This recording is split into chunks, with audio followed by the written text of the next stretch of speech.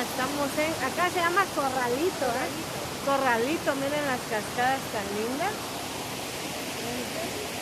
Acá está doña Talía, ¿eh? Hola.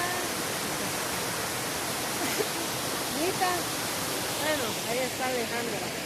Tomando fotos. Miren qué lindo está el lugar. Está precioso. Ah, sí es cierto, hay un puentecito ahí.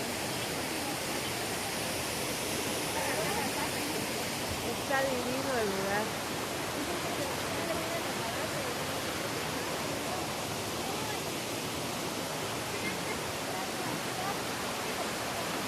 Marisa, párate, puedes la foto.